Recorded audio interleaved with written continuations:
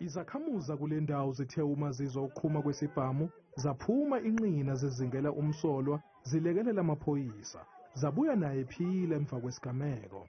Owengamela umnyango wezokuphepha esifundazweni KwaZulu-Natal uSiphohlomuka uncomele izakhamuzi namaphoyisa.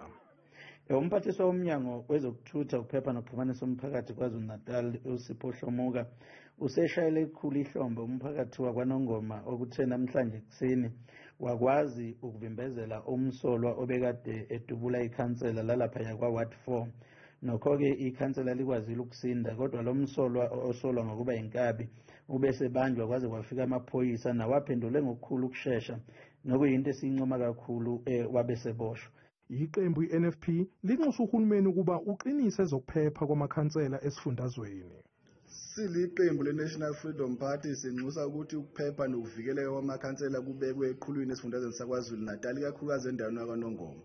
Lokhu sikusho emva kokuthi ikhansela le-National Freedom Party lihlaseliwe kwaNongoma ngenhlanhla kaNkulunkulu lasinda njengamanje lisesibhedlela la khona lisesimene esibucayi kakhulu.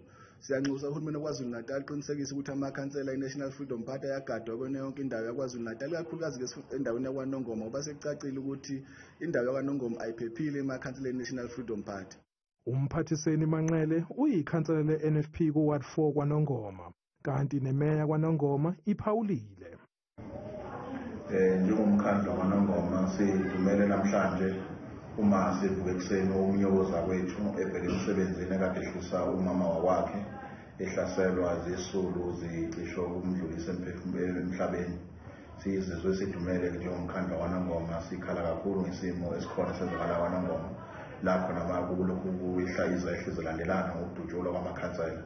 Siyamcela uHulumeni ukuthi akasondele eduze libukele eduze lolu daba lokubulawa kwamakhansela kanye nomphakathi wakithi wakwaNongoma.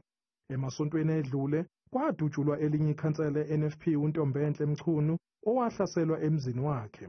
Kusenjalo ikhansela le-ANC eMkhambathini uMzwandile Shandu nalo lisinde ngokulambisa khathi lidutshulwa ngabalisa abangaziwa. Amaphoyisa aphenya icala lokuhlasela kwaleli khansela.